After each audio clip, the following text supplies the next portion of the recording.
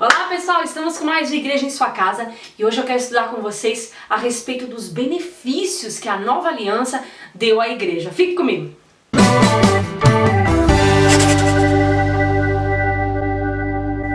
Vamos lá, gente? Eu separei aqui um salmo para a gente ler juntos, porque esse salmo é um salmo que revela a respeito da nova aliança. Interessante que foi escrito muito antes de Jesus encarnar, né? E é muito legal a gente ler assim, porque a gente vai vendo muitas coisas que tem a ver com o que nós vivemos hoje. Então eu queria ler aqui junto com vocês, e é o Salmo 103, vamos lá? Diz assim: Bendizer, ó minha alma, ao Senhor, e tudo o que há em mim, bendiga o seu santo nome. Bendizer, ó minha alma, ao Senhor, e não te esqueças de nenhum só dos seus benefícios. Olha que maravilhoso, é Davi falando com ele, né? Falando para a alma dele não se esquecer de todos os benefícios que o Senhor nos deu, de tudo aquilo que Ele nos acrescentou. É assim, minha alma, bendiga ao Senhor e não se esqueça, porque de fato, quando há situações na nossa vida que nos preocupa, a gente tem aquela tendência a cair tão na carne e tentar resolver nos nossos braços, ou seja, a gente se esquece dos benefícios que foram dados a nós através de Cristo, né? Então vamos estudar a respeito disso. Aí ele diz isso, né? Não se esqueça, minha alma, não se esqueça que há benefícios, foram dados pelo Senhor. Aí ele diz assim, versículo 3, onde começa aqui a revelar a nova aliança. Ele é quem perdoa todas as suas iniquidades. Primeiro benefício revelado, os seus pecados estão perdoados. Ele perdoa todos. E o que eu vou cometer amanhã já foi perdoado. A carta aos Hebreus diz que um único sacrifício foi feito para sempre. Você não precisa sacrificar o cordeiro de novo pelos pecados de amanhã. Essa coisa de achar que confessar o pecado é que traz perdão, a Bíblia fala que é como trazer Cristo para crucificá-lo novamente. A crucificação foi feita uma vez só. Se você crê, os seus pecados de uma vez por todas estão perdoados. Os pecados que você ainda vai cometer por causa da sua carne não são pecados para serem confessados. Porque no ato do momento que você aceitou a Cristo, aquele momento você confessou que era pecador. Dali por diante você foi justificado e os seus pecados foram todos perdoados. Porque para Deus, Deus não está no tempo. Você está no tempo, Deus não está. Para Ele resolveu a sua vida ali na cruz. Foi tudo perdoado. O pecado que é cometido por causa da fraqueza da nossa carne amanhã não é pecado para ser confessado, mas é o momento para você crer e se lembrar. Esse pecado já foi perdoado. Aí você pensa, mas isso não me dá mais entusiasmo para pecar? Responda isso para você mesmo. É claro que não. Pelo contrário, faz com que você atente para a misericórdia, a graça do Senhor de já ter perdoado você por aquilo que você ainda vai cometer. E isso não faz de nós mais pecador. Pelo contrário, outro benefício que nos traz isso é que nos faz cada dia mais justos, porque quanto mais eu me conscientizo que eu sou justa, mais frutos de justiça eu tenho. O que é ser justa? Justo é aquele que foi justificado. Jesus pagou o preço do meu pecado, então eu fui justificada. Justificou-me, me justificou. O pagamento dele me justificou, ou seja, me livrou da dívida que eu tinha. É como se meu filho faltar na escola e eu mando um recado dizendo por que ele faltou na escola. Eu estou justificando a falta dele. Nesse caso, Jesus ele não assumiu as nossas ações pecaminosas. Ele assumiu, como a Bíblia fala, o estado de pecado. Então ele me justificou. Ele me livrou da punição, como quando eu justifico a falta do meu filho, eu livro ele de uma punição. Porque as faltas podem gerar punição. Eu estou livrando. Então a morte de Jesus me livrou da punição. E eu me tornei justa. Eu fui justificada. Eu não sou mais pecadora. Eu sou justa. A gente peca por causa da fraqueza da nossa carne. Mas eu fui justificada para sempre. Esse é o outro benefício da nova aliança. Que faz com que cada dia mais eu faça frutos de justiça. Tenha frutos de justiça. Então, o primeiro benefício que ele falou aqui é: ele perdoa todas as suas iniquidades. Não se esqueça disso. Não se esqueça disso. A nossa consciência precisa ter essa resposta. Por quê? Porque no momento que você errar, a sua consciência vai te acusar. E essa acusação, ela pode gerar doenças para o corpo, essa acusação gera em nós uma rejeição que não existe da parte de Deus, a gente acha que Deus está meio assim com a gente, mas isso é uma coisa da nossa cabeça, porque a consciência está nos acusando, e todos nós temos que ter uma resposta dentro de nós, não podemos esquecer de responder para a nossa consciência, tá pago. Porque a tua consciência vai dizer para você, você tem que pagar, você pecou, viu? Alguém tem que pagar. E quando a pessoa aceita a culpa, ela se autodestrói. Por quê? Porque ela está aceitando que ela tem que pagar. Então ela começa, por isso que as doenças existiram no mundo, porque o homem tinha que pagar. Então aquilo vai, então quer dizer que quem está doente está pecando? Não, não tem nada a ver com isso. A questão é que a pessoa aceita a culpa. Ela não está doente porque ela pecou, ela adoece porque ela aceita a condenação, ela aceita a culpa, percebe? E o que acontece? Não quer dizer que tem gente que não é negligente com a saúde, não é isso que eu estou falando, mas estou dizendo que a culpa pode fazer isso e a culpa faz isso. Então a pessoa tem que ter dentro dela, não pode esquecer, meus pecados foram perdoados. Ela tem que responder, tá pago, ok? Outro benefício, versículo ainda no 3. Quem sara todas as suas iniquidades, ou seja, a partir do momento que você se conscientiza que você foi perdoado e realmente você recebeu perdão, todas as suas enfermidades já foram saradas. Tudo. Se você está doente, a primeira coisa, Marcos capítulo 2 revela isso, quando Jesus fala para o homem que estava no leito, né, que os amigos colocaram ali dentro da casa, Jesus fala, os seus pecados são perdoados antes de curar o homem. Você pensa, para que Jesus falou de pecado se o homem está precisando de cura? Porque para ser curada a pessoa precisa primeiro receber perdão. Porque senão a maioria, no subconsciente, entende que merece estar passando por aquilo, percebe? Você tem que entender que você foi perdoado, que você foi justificado, independente de você achar justo ou não. Não, mas eu tenho que pagar por isso, mas você jamais poderia pagar. Ainda que você ache injusto Jesus ter pago que você deveria sofrer por isso, você jamais, o preço é muito alto. Você teria que pagar com a morte, e morte você ficava mortinho. Só Jesus podia ressuscitar, porque como justo, a morte não tinha direito sobre ele. Não tinha direito sobre ele. Por isso que ele ressuscitou, ok? 4. Quem da cova redime a sua vida. Como assim da cova? Porque a Bíblia diz que nós estávamos mortos nos nossos pecados. Efésios capítulo 2. Vós estáveis mortos nos vossos pecados. A gente estava como morto. O mundo está morto. Por isso que ele morre. Porque uma árvore de vida só pode dar vida, e uma árvore de morte só pode gerar morte. Então as pessoas morrem porque já estão mortas. Paulo fala assim, e na carta aos Romanos capítulo 7 ele diz, no finalzinho do capítulo ele fala, miserável homem que eu sou, quem me livrará do corpo desta morte? Porque ele está falando sobre a fraqueza, que a carne toda hora falha, né? De fato a nossa carne toda hora nos convida a falhar e a gente acaba falhando. E ele fala, quem me livrará do corpo desta morte? Por que esse corpo falha? Por que esse corpo morre? Porque ele entrou para a natureza pecaminosa de Adão, ok? Então a Bíblia diz que ele redime a nossa alma, a nossa vida da cova. Ou seja, ele tira você desse estado de morte que você estava de Adão e te dá a vida novamente. Ou seja, hoje nós vivemos o batismo, ele é um ato público, né? Uma figura. Uma pessoa não precisa batizar para ser salva, mas todo salvo se batiza, porque a nova aliança nos ensina isso, a fazer esse ato público. E aquilo é uma figura de sepultar o velho homem, a natureza pecaminosa de Adão, e nascer de novo. Significa que a morte ficou atrás de nós. Nós então agora temos vida. E quem tem vida, só tem mais vida, e mais vida, e mais vida. Ninguém vai ficar mais doente, vai ficar mais vivo, ok? Então ele redimiu da cova a nossa vida. Ele nos tirou do estado de morte, do estado de pecado, e nos fez justos, nos fez herdar a justiça de Cristo. Hoje nós temos a vida. Aí ele diz assim, e te coroa de graça e misericórdia. Essa palavra coroar é vestir, é cingir.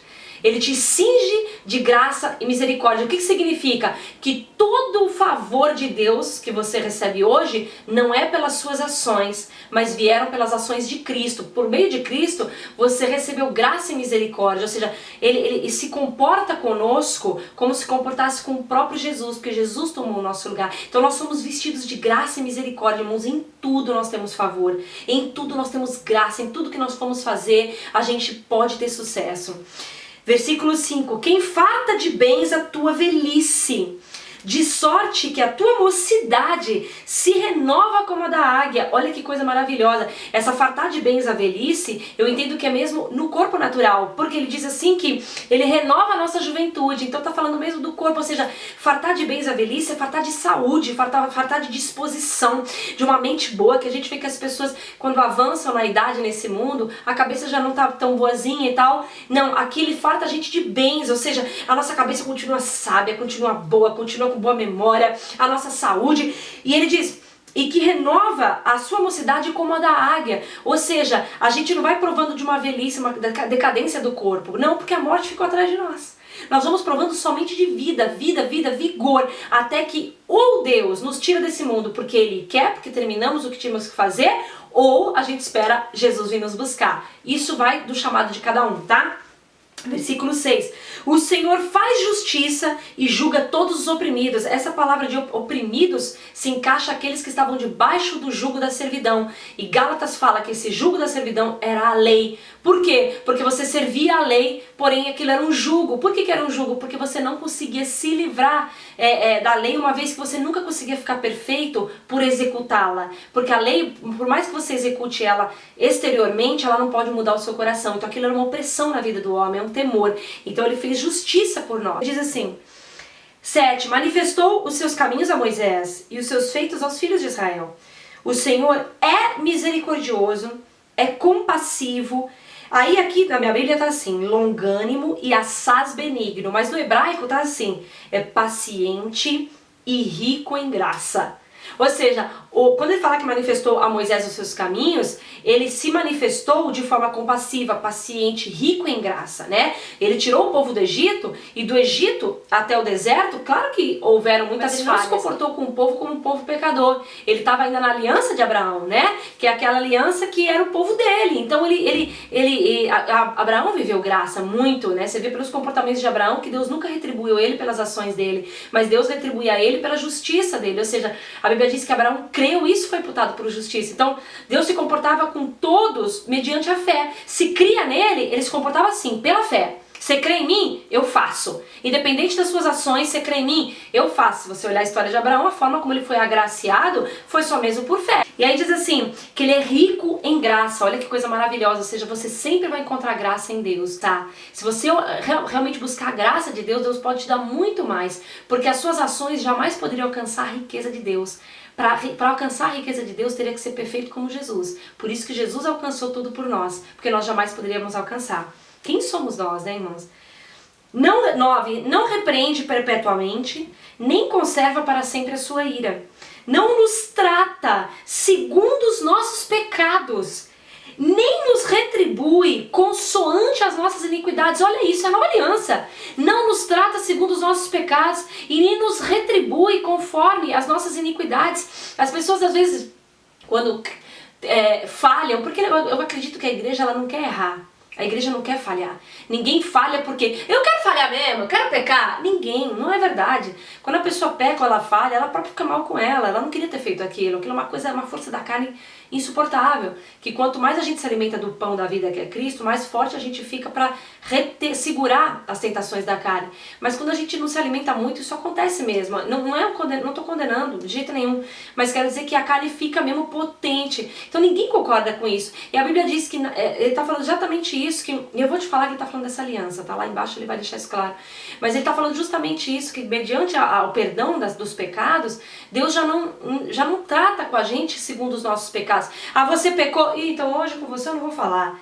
A gente tem essa sensação, quando a gente falha, a gente tem essa sensação de que Deus está chateado, Deus está bravo, Deus ama menos a gente não merece um lugar de honra, mas essa é uma sensação totalmente humana, ou algo que você entendeu dos ensinamentos da religião. Na verdade, Deus não trata você dessa forma, porque você foi perdoado dos seus pecados. Deus continua tratando você normal, como filho, ele percebe o que aconteceu, ele não trata você diferente.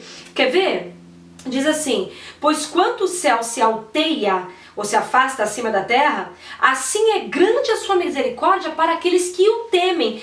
A religião ela prega que temer é tipo aquele, ai, tenho medo de Deus, faz tudo direitinho, senão ele manda você pro inferno. É com esses que ele abençoa. Não faria sentido, porque senão o versículo anterior não falaria que ele não nos trata segundo os nossos pecados.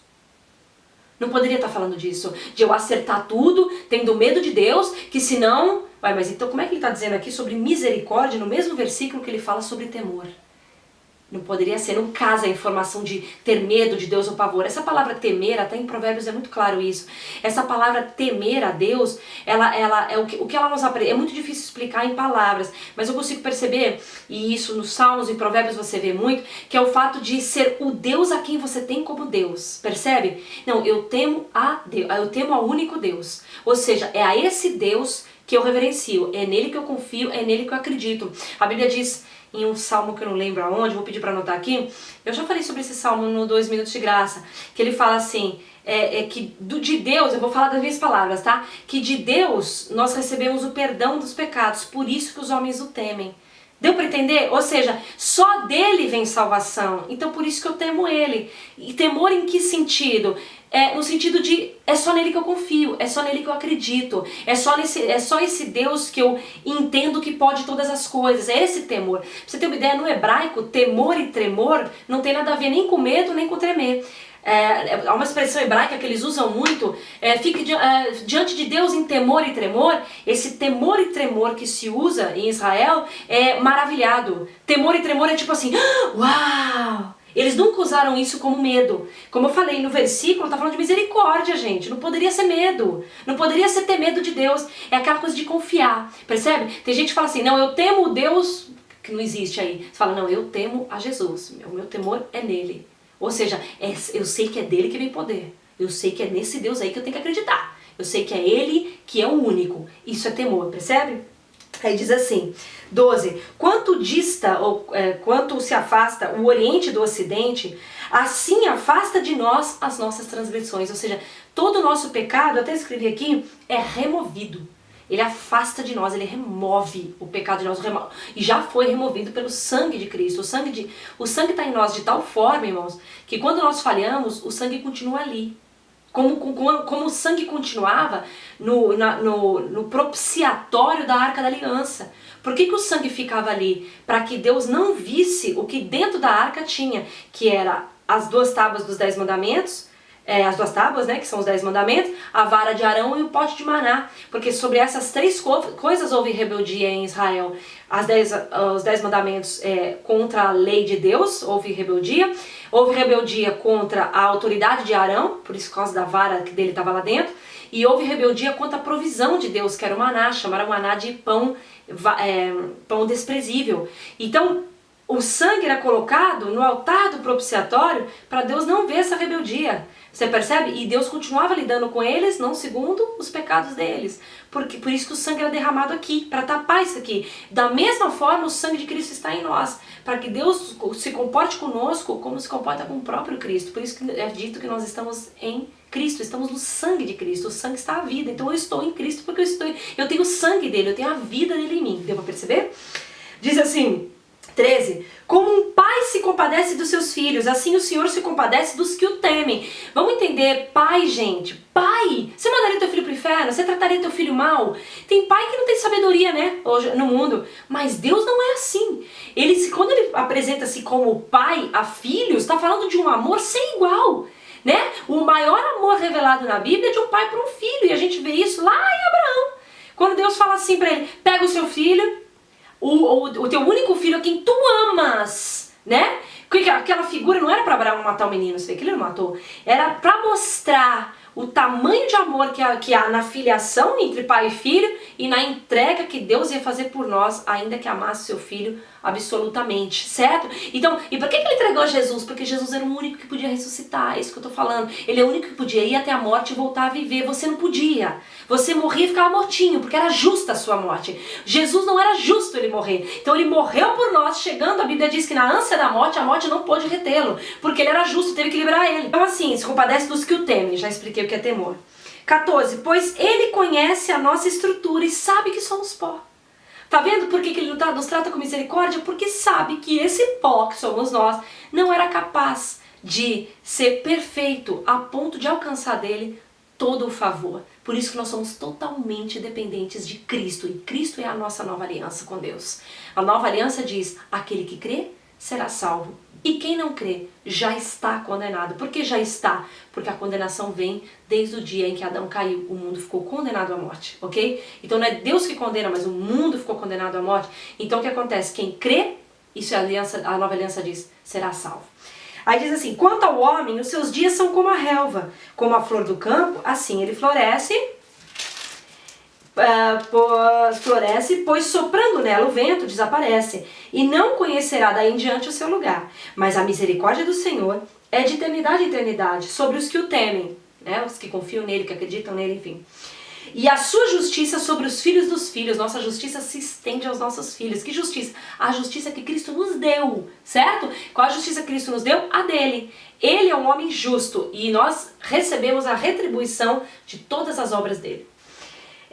Para com os que o guardam, 18, para com os que guardam a sua aliança. Qual é a aliança que ele está falando aqui? O Velho Testamento, não pode ser porque está falando sobre perdoar todas as iniquidades, todos os pecados. Está falando da nova aliança. Davi era profeta, ele profetizou sobre a nova aliança 1000 vezes. E aqui está falando exatamente sobre a nova aliança. E para com os que se lembram dos seus preceitos e os cumprem. Vamos entender o seguinte, a nova aliança diz que nós temos que crer. Em todo o Novo Testamento, as cartas sempre levam que salvação tem a ver com fé, tá? Quando se trata do mandamento de amar ao próximo, que a Bíblia diz, Jesus falou assim, que a lei e os profetas se resumem em uma coisa só, amar ao próximo. Só isso, irmãos. Saiu do amor ao próximo, tem algo, por exemplo, que na igreja fala, vamos dar um exemplo bem bobo, não pode pintar o cabelo de rosa. Eu sempre uso esse exemplo porque existem igrejas que são assim, a maioria já não é, mas digamos que fosse, não pode. Aí eu penso assim, mas se eu pintar meu cabelo de rosa, eu firo o amor em quê? Porque Jesus disse que a lei e os profetas se baseiam em um mandamento só, amar ao próximo. Tudo que Deus queria do Velho Testamento, quando ele falou, era esse amor ao próximo. Tudo tinha a ver com isso. Tudo aquilo que não fere o amor não é pecado. O que é pecado é aquilo que fere o amor. Agora, lembrando que o fato de eu ter de Jesus um mandamento de amar ao próximo, não significa que eu executando isso que eu vou ser salva. Não! A salvação é por meio da fé. Eu creio, eu sou salvo e acabou. Então, versículo 19. Nos céus estabeleceu o Senhor o seu trono, e o seu reino domina sobre tudo. Bendizei ao Senhor todos os seus anjos, valorosos em poder, que executais as suas ordens e lhe obedeceis a palavra, os anjos, né? Bendizei ao Senhor todos os seus exércitos, vós, ministros seus. Esses exércitos aqui, a palavra exército, no sentido figurado, é multidão, né? Ou você pode pôr milícia, ou muita gente em prol de um certo trabalho, tá? Exército significa isso. E ele fala, todos os seus exércitos, ministros seus, que fazeis a sua vontade. Ministros seus somos nós, né? Pessoas que falam da sua palavra. Que fazem a sua vontade. Qual é a vontade? Gente, Isaías revela a vontade de Deus. Jesus em João capítulo, não lembro, mas é ali o 6, 7 ou 8. Ele fala a respeito da vontade de Deus. Colossenses, logo no capítulo 1, fala a respeito da vontade de Deus. E qual é? Que nós entendamos a graça dele. Que nós entendamos que nós somos resgatados. Jesus fala assim, eu vim para fazer a vontade dele, que todo que vier a mim, eu lhe dê vida, eu o ressuscite. Tá? Isaías também fala a respeito da vontade do Senhor, que todos recebam vida, que todos recebam a graça, a misericórdia. Estou falando nas minhas palavras. Então o que acontece? Quando ele fala que os ministros fazem a vontade do Senhor, você fazer a vontade de Deus, você que é pastor, pregador, sei lá, fazer a vontade de Deus pela nova aliança, e isso não sou eu que estou falando, como eu falei, está em Colossenses, está em João. Fazer a vontade de Deus é manifestar às pessoas a graça de Deus. Fazer a vontade do Senhor é manifestar a nova aliança, a graça de Jesus Cristo. Ele diz assim, 22, bendizei ao Senhor vós todas as suas obras em todos os lugares do seu domínio, criação, né? Bendizei, ó minha alma, ao Senhor. Então até a próxima semana, Deus abençoe, tchau, tchau.